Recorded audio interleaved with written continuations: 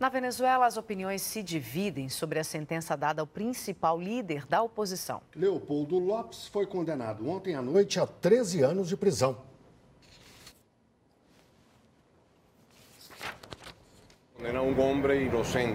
Este homem disse que a sentença de Leopoldo Lopes significa a condenação de um inocente e que os tribunais obedecem ao governo. Este outro afirmou que se alguém comete um crime, deve ser punido e que o exemplo é bom para o país. O líder da coalizão de oposição, Jesus Torrealba, disse que no final do ano o país poderá eleger uma Assembleia Nacional que tire Lopes da cadeia por meio de uma lei de anistia e reconciliação. Leopoldo Lopes foi preso em fevereiro do ano passado. Ele é acusado de incitar os protestos contra o governo, que resultaram em 43 mortes. Ontem foi considerado culpado de provocar incêndios, violência e danos à propriedade pública. O presidente Nicolás Maduro disse que Lopes é um peão da elite que quer derrubar o governo por meio de protestos. E lembra o papel de Lopes no fracassado golpe de 2002, que tentou depor o presidente Hugo Chávez.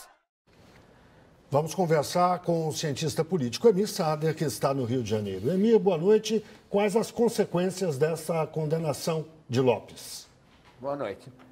Está por se ver ainda o que vai acontecer. Pode representar uma atitude dura do governo, mostrando a disposição de disputar com a oposição fortemente na perspectiva eleitoral, ou pode possibilitar mobilizações populares que retome a iniciativa da parte da oposição. Tudo está na ótica de 6 de dezembro, cruciais eleições parlamentares.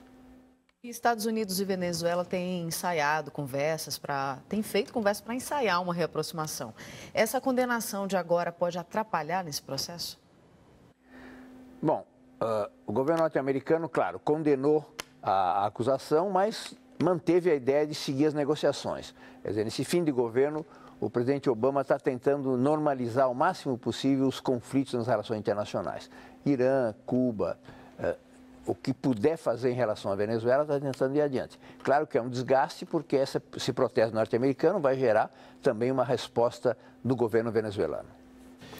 Emir, o Leopoldo Lopes tinha feito uma greve de fome para pedir eleições presidenciais. As eleições foram marcadas para dezembro.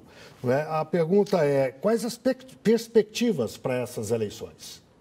Bom, são eleições muito renhidas, que a situação interna conflitiva, em termos de desabastecimento, inflação, desgasta o governo. Tem conflitos externos, 2 conflitos de fronteira, com a Guiana, da região de Esequibo, e com a Colômbia. Situação que se agrava com maior quantidade de províncias definidas como estado de sítio interno por parte do governo venezuelano. Então, na verdade, é uma situação geral de tensão. O Leopoldo significava a perspectiva de tentar derrubar o governo, não na perspectiva eleitoral. O Henrique Capriles, que agora é o protagonista mais importante, é aquele que preside a oposição na perspectiva de uma vitória eleitoral.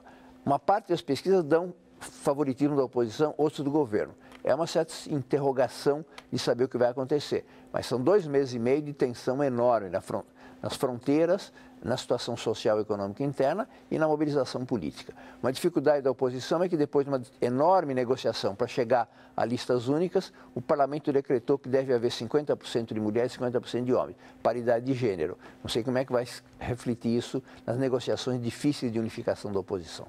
Emir, apenas uma correção, as eleições são parlamentares e não presidenciais, como eu afirmei antes. Obrigado, boa noite.